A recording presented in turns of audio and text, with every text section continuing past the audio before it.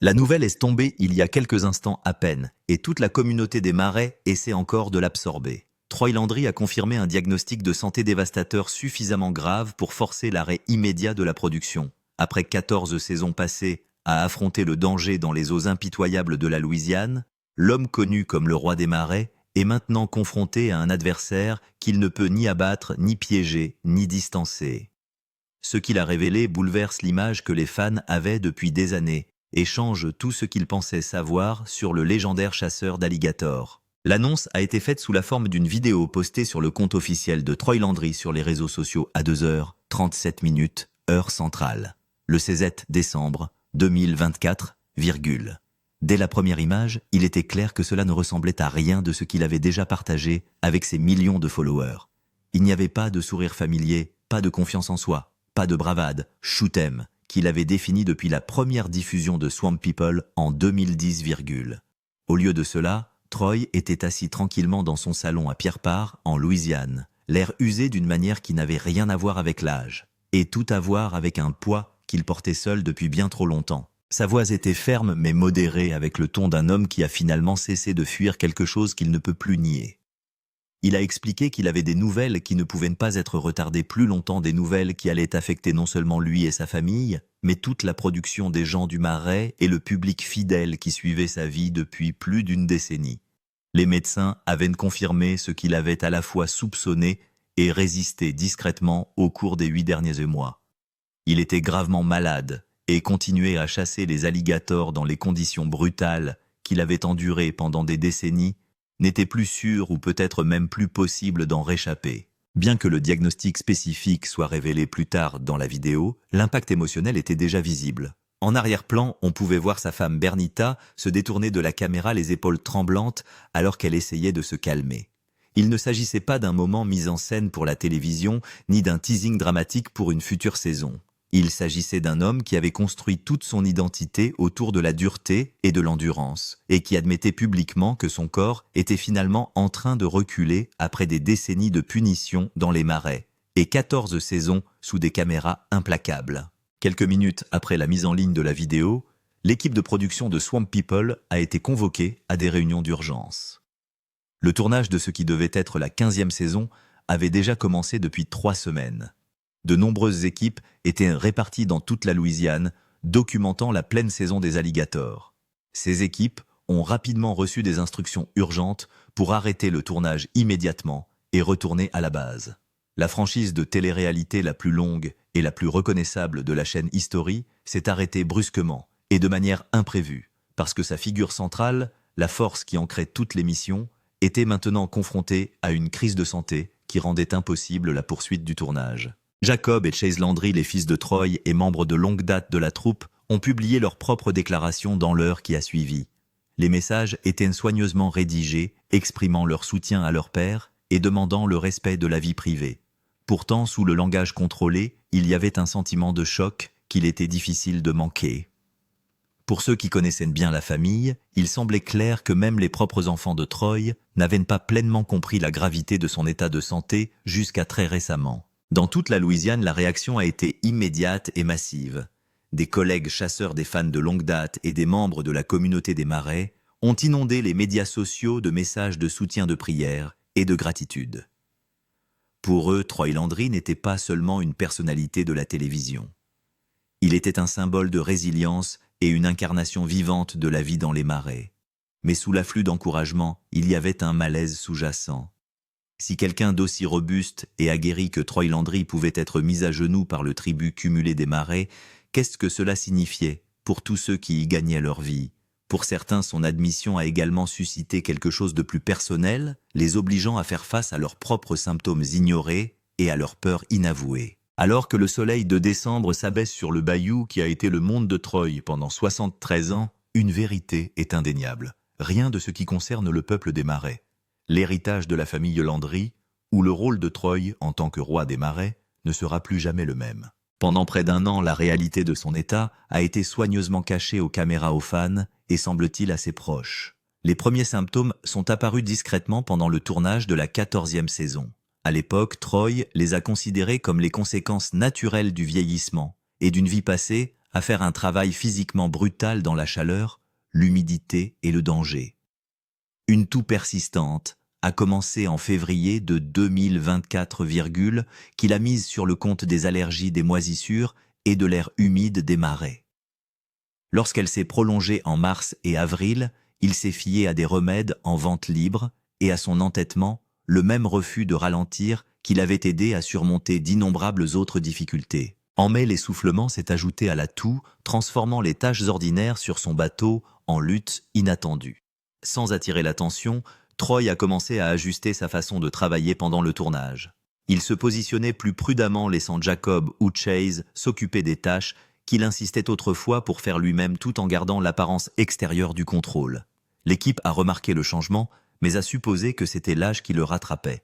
À 73 ans, un certain ralentissement semblait naturel. Ce que les caméras n'ont jamais filmé, ce sont les moments entre les prises où Troy devait s'asseoir brusquement étourdi et haletant en attendant que sa respiration se stabilise. Elles n'ont pas montré les nuits où Bernita se réveillait pour le trouver debout dans son lit, luttant pour respirer, refusant d'aller aux urgences parce qu'un tournage l'attendait le lendemain matin. À la fin du mois de juin, Bernita savait que quelque chose n'allait pas du tout. Après plus de 50 ans de mariage, elle pouvait lire les moindres changements chez lui. La perte de poids rapide qu'il prétendait intentionnelle n'avait pas de sens. Sa perte d'appétit était alarmante.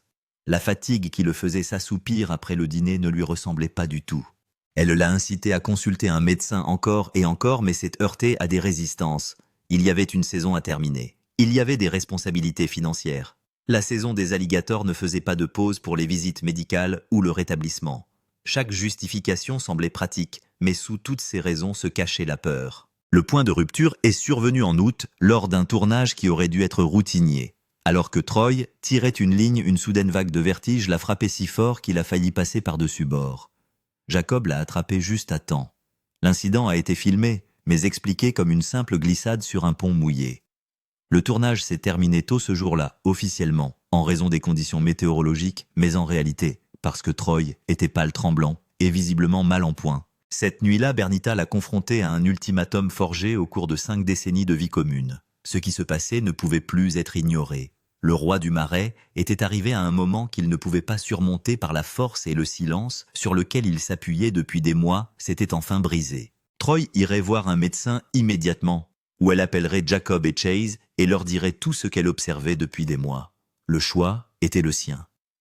Gérer la situation médicale en privé et potentiellement contrôlable, ou faire en sorte que cela devienne une crise familiale qui implique tout le monde. Le rendez-vous avait été fixé pour la semaine suivante dans un centre médical de Bâton Rouge suffisamment loin de Pierrepart pour que Troy ne soit pas reconnu et que son affaire ne se répande pas dans la communauté avant qu'il ne soit prêt. L'examen initial avait été suivi d'une batterie de tests d'analyse de sang d'imagerie, d'évaluation des fonctions pulmonaires qui avaient occupé la majeure partie du mois de septembre, pendant que Troy et Bernita attendaient les résultats et essayaient de maintenir des apparences normales. La conspiration du silence s'était étendue pour inclure le médecin de famille qui traitait les Landry depuis des années. Le docteur Richard Como connaissait Troy depuis l'enfance, avait mis au monde Jacob et Chase, et comprenait la psychologie d'un homme qui avait construit son identité autour de la dureté physique et de la compétence. Son approche avait consisté à mettre l'accent sur le côté pratique plutôt que sur le côté émotionnel. Troy avait besoin de savoir ce qui n'allait pas afin de pouvoir élaborer une stratégie pour y remédier, tout comme il avait élaboré une stratégie pour chasser l'alligator. Mais certaines réalités médicales ne répondent pas à la stratégie ou à la ténacité.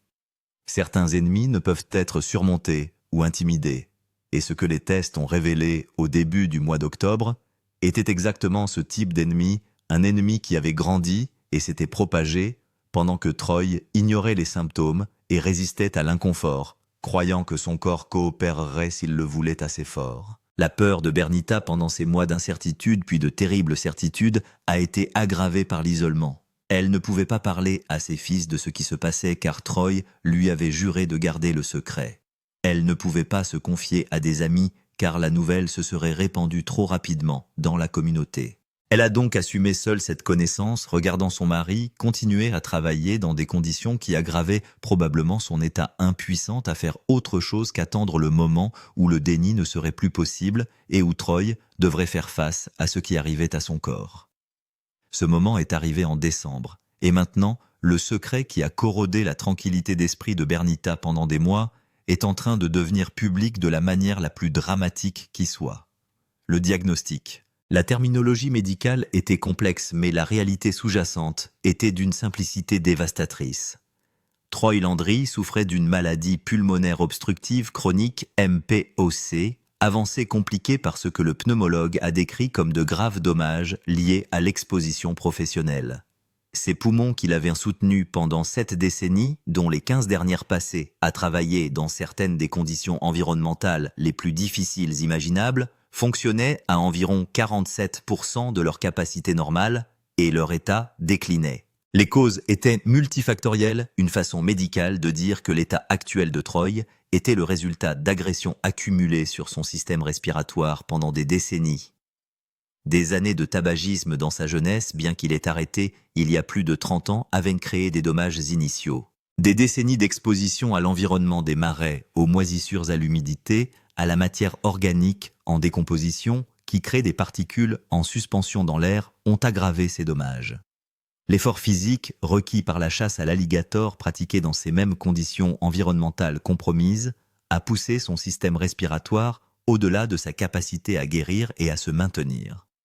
Mais le facteur qui a rendu le cas de Troy particulièrement grave est ce que le médecin a appelé l'aspergillose, une infection fongique qui avait pris racine dans ses poumons endommagés et créé des réponses inflammatoires qui compromettaient encore plus sa capacité respiratoire déjà limitée. L'infection était probablement présente depuis des mois, voire plus d'1 an, se développant lentement, tandis que le système immunitaire de Troy tentait en vain de la contenir.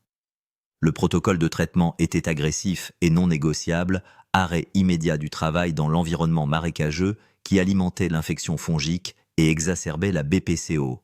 Un traitement antifongique qui allait durer des mois et s'accompagner d'effets secondaires importants.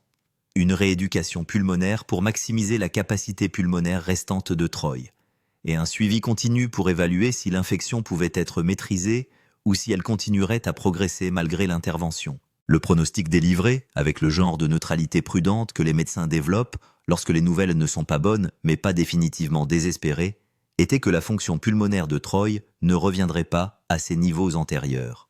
Le meilleur scénario était une stabilisation empêchant un déclin plus important tout en apprenant à vivre avec les limites de sa capacité réduite. Le pire scénario était une progression continue nécessitant un supplément d'oxygène et éventuellement des interventions plus invasives. Le calendrier établi par le pneumologue est brutal dans sa spécificité.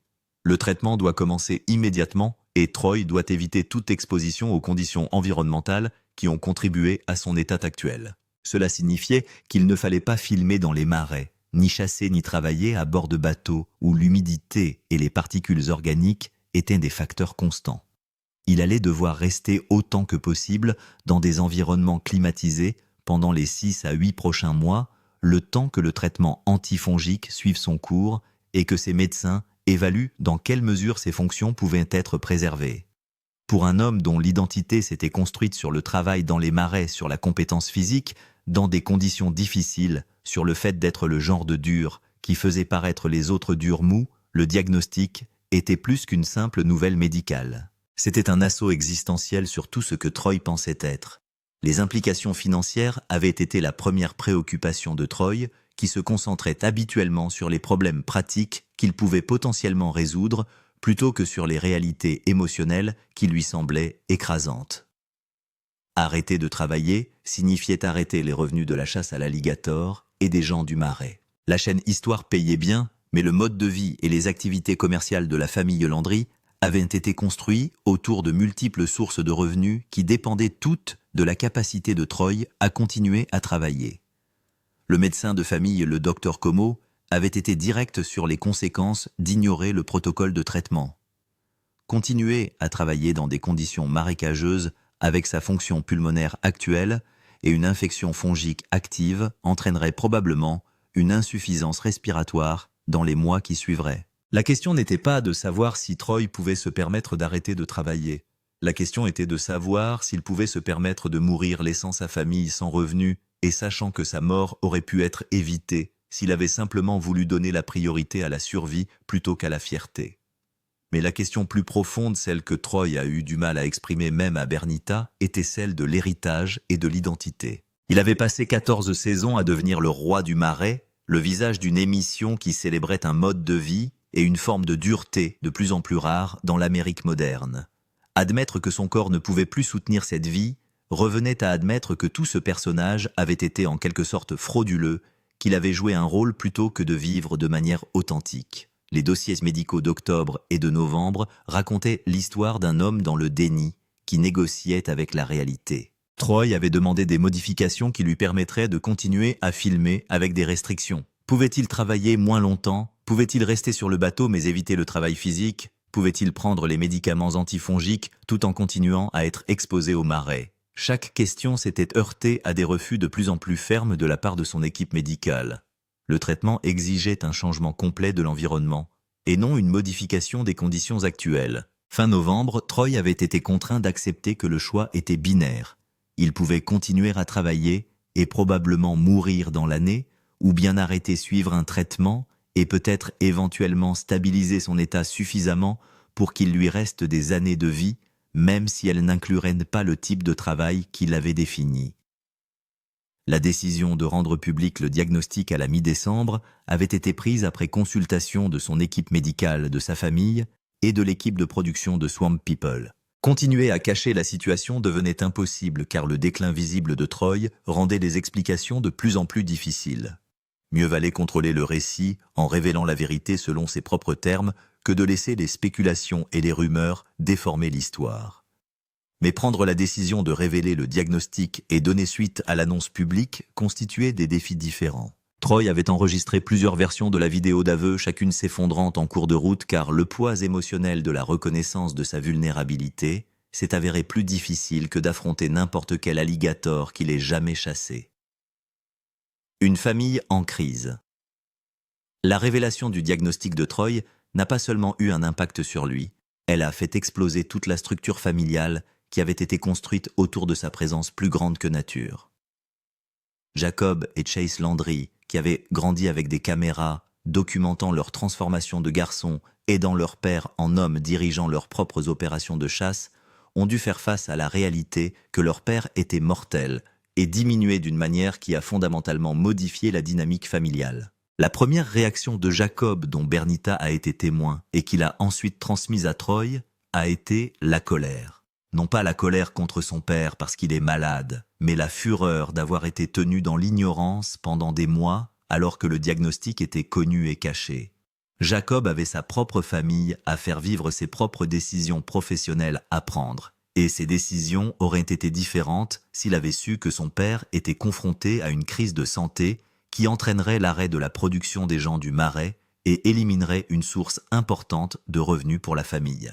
La dispute entre Jacob et Troy, qui a eu lieu 2 jours après l'annonce publique, a révélé des lignes de fracture qui se développaient depuis des années. Jacob estimait qu'il était irrespectueux et stratégiquement stupide de les traiter lui et Chase comme des enfants incapables de gérer des informations difficiles. Ils étaient des hommes dans leur quarantaine, avec leurs propres opérations et obligations. Ils méritaient de savoir ce qui se passait pour pouvoir planifier en conséquence. La défense de Troy était caractéristiquement obstinée. Il avait essayé de les protéger de comprendre la situation avant de les alarmer inutilement. Il avait espéré que le traitement serait simple et rapide, qu'il pourrait le gérer sans perturber la vie de tout le monde. L'admission qu'il s'était trompé que son instinct de tout gérer lui-même avait en fait rendu les choses plus difficiles est venue avec une difficulté visible.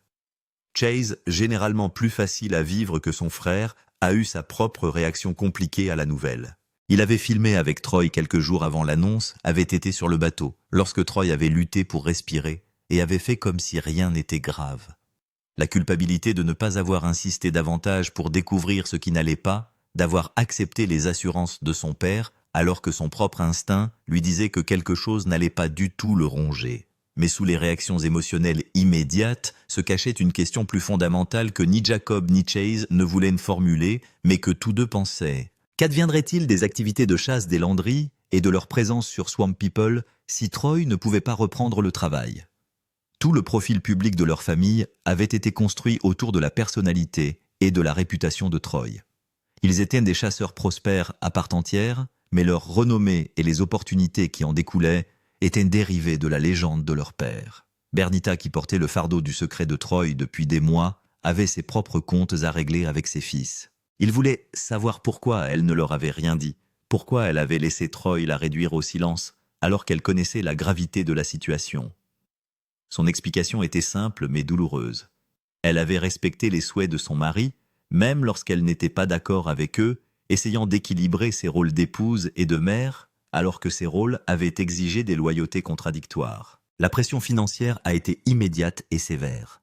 La structure des revenus de la famille Landry était complexe, avec des revenus provenant de la chasse à l'alligator elle-même, des apparitions du Swamp People, des apparitions et endossements personnels qui ont profité de la célébrité de Troy et de diverses entreprises commerciales qui ont découlé de cette célébrité.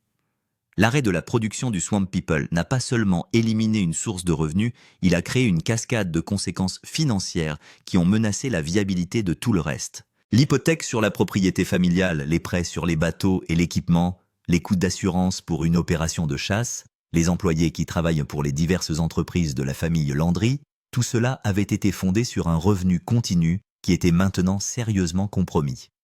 L'assurance médicale de Troy couvrirait une grande partie du coût du traitement, mais la perte de revenus pendant qu'il ne travaillait pas créait un trou dans les finances familiales qui serait difficile à gérer. Jacob et Chase se sont retrouvés dans la position inconfortable de devoir planifier l'avenir financier de leur famille, alors que leur père était encore en vie, mais diminué. Les conversations sur la reprise de certains aspects de l'entreprise de Troy sur la restructuration des opérations pour fonctionner sans sa présence centrale ont été ressenties à la fois comme nécessaires et comme une trahison. Ils planifiaient un avenir où leur père ne serait plus le roi du marais, et cette planification exigeait de reconnaître une réalité que Troy n'était pas prêt à accepter. Le traumatisme générationnel qui a fait surface pendant cette crise a révélé des schémas qui existaient dans la famille Landry depuis des dizaines d'années. Troy avait appris de son père à valoriser la dureté plutôt que la vulnérabilité, à considérer le fait de demander de l'aide comme une faiblesse, à croire qu'un homme s'occupe de ses propres problèmes sans en faire porter le poids aux autres. Cet héritage psychologique l'avait bien servi à certains égards. Il l'avait rendu résistant et autonome, mais il avait aussi créé les conditions qui lui avaient permis de dissimuler une grave crise de santé pendant des mois, en privilégiant l'apparence et l'orgueil plutôt que la sagesse pratique. L'intervention de Bernita, son insistance sur le fait qu'il devait avoir des conversations honnêtes en tant que famille plutôt que de laisser Troy dicter les termes par le silence et le déni, a été la force qui a empêché la famille de se fracturer complètement. Elle a été le centre émotionnel de la famille Landry pendant 5 décennies. Et ce rôle lui a donné une autorité que même Troy a dû reconnaître. Son ultimatum était clair. Ils allaient trouver une solution en famille, en communiquant honnêtement et en partageant les décisions, ou bien elle allait prendre ses propres mesures pour protéger les personnes qu'elle aimait, même si cela signifiait passer outre les préférences de Troy. La solution telle qu'elle était a été trouvée lors d'une réunion de famille qui a duré la majeure partie d'un après-midi de décembre. Troy allait suivre le traitement médical prescrit par ses docteurs. Jacob et Chase prendraient en charge la gestion quotidienne des opérations de chasse pendant toute la durée du projet. Bernita s'occuperait des communications avec l'équipe de production de Swamp People et la chaîne, et ils accepteraient tous que l'avenir soit incertain, que la planification n'a qu'une portée limitée, et qu'ils devront s'adapter à l'évolution des circonstances. Mais sous les accords pratiques se cachait un changement émotionnel qui ne pouvait pas être formalisé ou planifié. La dynamique familiale a définitivement changé. Troy n'est plus le patriarche invincible. C'est un vieil homme malade qui fait face à la mortalité et ses fils et sa femme doivent assumer des responsabilités qu'il n'avait jamais voulu partager lorsqu'il était en bonne santé. La crise a forcé la croissance et l'honnêteté, mais elle a eu un coût qu'il faudra des années pour comprendre pleinement. La communauté des marais réagit. La réaction de la communauté des chasseurs des marais à l'annonce de Troy a révélé des courants qui couraient depuis des années sous la surface des gens des marais et de l'industrie qu'ils documentent. Dans les heures qui ont suivi la confession vidéo de Troy, d'autres chasseurs, qu'ils participent à l'émission ou qu'ils travaillent en dehors des projecteurs de la télévision, ont commencé à faire part de leurs propres problèmes de santé, qu'ils avaient gardés secrets ou minimisés de peur de paraître faibles ou de mettre en péril leur gagne-pain. R.J. Molinari. Un autre membre de l'équipe de Swamp People a publié un message sur ses propres problèmes respiratoires qui s'étaient développés après des années d'exposition au marais. Il avait souffert d'une bronchite chronique pendant la majeure partie de la décennie. Les médecins lui avaient dit d'envisager un changement de carrière, mais il avait continué à chasser parce que c'était la seule vie qu'il connaissait et la seule source de revenus significative qu'il avait. La volonté de Troy d'être honnête au sujet de sa crise de santé a permis à R.J. de reconnaître ses propres difficultés en public pour la première fois. Willie Edwards, un autre habitué de l'émission, a parlé des cancers de la peau qu'il s'est fait retirer plusieurs fois, résultat de décennies d'exposition au soleil avec une protection inadéquate pendant les longues journées passées sur l'eau. Les dommages cumulés causés par les UV ont créé une situation où il avait besoin d'un suivi dermatologique tous les 2 mois, et ses médecins avaient exprimé de sérieuses inquiétudes quant à la poursuite de son exposition compte tenu de ses antécédents. Mais comme Troy Willie avait privilégié le travail à la santé, s'était dit qu'il s'en occuperait après la saison suivante indéfiniment, dans un avenir qui pourrait ne pas exister s'il continuait à ignorer les conseils médicaux. Le schéma qui ressort de ces confessions est troublant et familier à tous ceux qui ont passé du temps dans des secteurs où la dureté est valorisée et où la vulnérabilité est considérée comme disqualifiante. Les chasseurs présentés dans Swamp People et ceux qui travaillent en dehors de la télévision ont tous soumis leur corps à des conditions qui étaient objectivement dommageables. Chaleur extrême, humidité, exposition au soleil, fatigue physique, blessures répétitives, toxines, environnementales, tout en opérant dans un cadre culturel qui décourageait la reconnaissance des dommages causés par ces conditions. Les pressions économiques faisaient partie de l'équation. La saison de chasse à l'alligator était courte, peut-être 1 mois ou 2 en fonction des réglementations et des conditions. Les chasseurs devaient maximiser leur travail pendant cette période pour générer des revenus qui leur permettraient de survivre pendant l'intersaison. S'absenter pour des raisons de santé signifiait perdre des revenus sans garantie de les récupérer plus tard. Les soins médicaux étaient coûteux et de nombreux chasseurs n'avaient pas d'assurance maladie, ce qui rendait les soins préventifs et les interventions précoces financièrement inabordables. Mais les facteurs culturels ne se limitent pas à l'aspect économique. La chasse dans les marais avait une composante identitaire, une conception de soi fondée sur le fait d'être le genre de dur à cuire qui ne se plaint pas, n'abandonne pas et ne reconnaît pas ses faiblesses. Cette identité était particulièrement forte au sein de l'ancienne génération de chasseurs. Des hommes comme Troy, qui avaient grandi à une époque où admettre sa vulnérabilité était considéré comme fondamentalement non masculin. La série télévisée avait amplifié cette identité, en avait fait une marque et une source de fierté, mais avait aussi rendu plus difficile de prendre du recul sans perdre la face.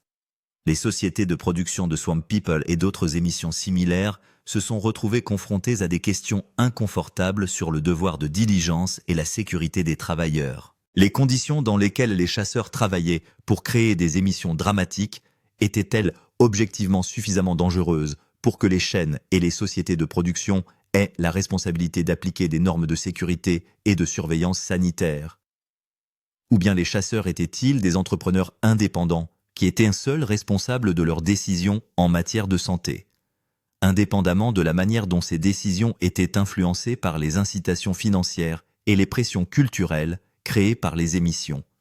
La conversation plus large que l'annonce de Troy a catalysée portait sur la relation de la télé-réalité avec la vie réelle des personnes qu'elle documente. Des émissions comme Swamp People misaient sur l'authenticité, sur l'affirmation qu'elles montraient de vraies personnes faisant un vrai travail dans de vraies conditions. Mais la présence de caméras et les incitations financières qu'elles créaient modifiaient inévitablement les comportements, créaient des pressions pour performer et persévérer qui n'existeraient pas autrement, et réifiaient les luttes personnelles d'une manière qui les rendait honnêtement plus compliquées à résoudre. Alors que le mois de décembre avance et que le choc initial de l'annonce de Troy fait place à un traitement à plus long terme, la communauté des marais se trouve à la croisée des chemins. L'industrie va-t-elle changer en réponse aux coûts sanitaires révélés du travail? Les sociétés de production et les réseaux vont-ils mettre en place un meilleur contrôle de la sécurité et de la santé? La culture du silence autour des luttes physiques va-t-elle céder la place à une reconnaissance plus honnête et à des soins proactifs? Ou la confession de Troy va-t-elle devenir un simple moment dramatique de plus dans un spectacle permanent reconnu brièvement avant que tout le monde ne retourne à ses activités habituelles? Quelle est la suite? L'avenir immédiat de Troy Landry est dicté par la médecine et brutalement structuré. Le traitement de l'infection par l'aspergillose prendra au moins 6 mois, peut-être plus, en fonction de la façon dont son corps réagit aux médicaments antifongiques. Les effets secondaires de ces médicaments étaient importants: nausées, fatigue, lésions hépatiques potentielles, nécessitant un suivi régulier. Troy passait ses journées à gérer les symptômes, à se rendre à des rendez-vous médicaux et à essayer de s'adapter à une réalité où les limites de son corps ne pouvaient pas être surmontées par la volonté et l'obstination. Le programme de réadaptation pulmonaire prescrit par ses médecins se déroulait 3 fois par semaine pendant 3 mois et se concentrait sur des techniques visant à maximiser sa capacité pulmonaire, limitée sur des exercices de respiration pour améliorer l'efficacité et sur le reconditionnement progressif de son corps pour qu'il fonctionne avec les contraintes imposées par son système respiratoire. C'était le genre de travail lent et ingrat qui allait à l'encontre de tout ce que représentait la personnalité publique de Troy, le genre de reconnaissance de la faiblesse et de la limitation qu'il avait passé toute sa vie à éviter. Bernita avait pris en charge l'emploi du temps et la conformité médicale de Troy, avec une détermination à toute épreuve qui suggérait qu'elle attendait depuis des années une occasion d'affirmer son contrôle sur sa santé. Elle l'accompagne à chaque rendez-vous, maintient la communication avec son équipe médicale, surveille son programme de médicaments et met fin à toute tentative de minimiser ou de négocier le protocole de traitement. Troy a passé 50 ans à être le patron de leur relation en ce qui concerne le travail et la vie publique. Bernita a clairement fait savoir qu'en ce qui concerne la santé et la survie, c'est elle qui est désormais aux commandes. Pour Troy, assister à cette transition depuis la ligne de touche a été une véritable torture. Il n'avait pas l'habitude d'être à la périphérie, n'était pas à l'aise à l'idée de regarder les autres faire le travail qu'il avait toujours fait, n'était pas prêt à accepter que son corps les forçait à prendre une retraite que son esprit n'avait pas acceptée. Les premières semaines de traitement ont été plus difficiles psychologiquement que physiquement, car il était aux prises avec une crise d'identité qui n'avait pas de solution évidente. Qui était Troy Landry s'il n'était pas le roi du Marais? Que signifiait sa vie s'il ne pouvait plus faire le travail qu'il avait défini? Jacob et Chase se sont retrouvés dans la position inconfortable de poursuivre l'héritage familial, alors que leur père les observait depuis sa retraite forcée. Ils ont toujours fonctionné un peu dans l'ombre de Troy, leur propre réalisation étant mesurée à l'aune de sa légende. Maintenant, ils ont l'occasion d'assumer pleinement leur propre autorité, mais cela s'est fait au détriment de la santé de leur père, et ils se sont sentis moins comme une opportunité gagnée que comme un fardeau hérité trop tôt. La situation financière est restée précaire en décembre et au début de la nouvelle année. La famille avait suffisamment d'économies pour couvrir quelques mois de dépenses, mais les factures médicales de Troy combinées à la baisse des revenus du spectacle ont créé une pression qui nécessiterait un ajustement important. Les discussions sur la vente d'équipements, la réduction des activités ou la recherche d'autres sources de revenus ont dominé les conversations de la famille avec une fréquence qui a créé son propre stress. Mais sous ces défis se cachait une question plus fondamentale que Troy se posait dans les moments de calme entre les médicaments et les rendez-vous médicaux. S'il survivait à cette crise sanitaire, si le traitement stabilisait son état et lui donnait encore des années de vie, à quoi voulait-il que ces années ressemblent? Pourrait-il trouver un sens et un but en dehors de l'identité qu'il s'était construite en tant que chasseur de marais? Pourrait-il accepter d'être à la retraite, d'être l'homme d'État âgé qui raconte des histoires plutôt que le participant actif qui les crée? La réponse n'était pas claire, et les médecins de Troy avaient été francs sur le fait que son pronostic restait incertain. Le traitement pouvait bien fonctionner, le stabiliser suffisamment pour qu'il ait des années de vie de qualité raisonnable, ou l'infection fongique pouvait s'avérer résistante aux médicaments, continuer à progresser malgré une intervention agressive, le rendre dépendant d'un supplément d'oxygène et l'exposer à une durée de vie considérablement raccourcie. La seule certitude était que le Troy Landry qui sortirait de cette crise serait différent de celui qu'il avait traversé. Diminué à certains égards, peut-être plus fort à d'autres, mais fondamentalement changé par la confrontation forcée avec sa propre mortalité.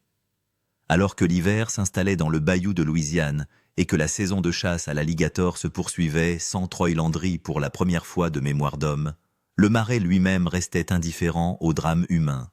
Les eaux continueraient de couler, les alligators continueraient de prospérer et le travail de chasse se poursuivrait avec ou sans un chasseur particulier, quelle que soit sa légende. C'était la dure sagesse que le marais avait toujours enseigné que la nature était plus grande que n'importe quelle histoire humaine, que la survie nécessitait une adaptation et que même les rois devaient finir par reconnaître qu'ils étaient mortels. L'héritage de Troy n'était pas terminé, mais il entrait dans un nouveau chapitre que personne, et surtout pas Troy lui-même, n'avait prévu ou particulièrement voulu. Le roi du Marais était confronté à un exil de son royaume forcé non pas par des ennemis humains, mais par le tribut accumulé au cours de décennies passées à travailler dans des conditions qui avaient finalement extrait un prix que son corps ne pouvait pas payer. La suite déterminera si son histoire se termine en tragédie, ou si elle se transforme en quelque chose d'autre, un héritage d'un genre différent, construit non pas sur l'invincibilité, mais sur le courage plus difficile d'accepter les limites et de trouver un sens au-delà du travail qu'il avait défini. Les caméras avaient disparu de la 15e saison de Swamp People du moins, en ce qui concerne la participation de Troy. Mais la véritable histoire de Troy Landry, celle qui est vécue plutôt qu'interprétée, entrait dans son acte le plus difficile jusqu'à ce jour. Cette fois, il n'y a pas de scénario, pas de montage dramatique, pas de garantie d'une résolution satisfaisante, juste un homme malade qui se bat pour sa vie et qui essaie de comprendre qui il est quand il ne peut plus être celui qu'il a toujours été.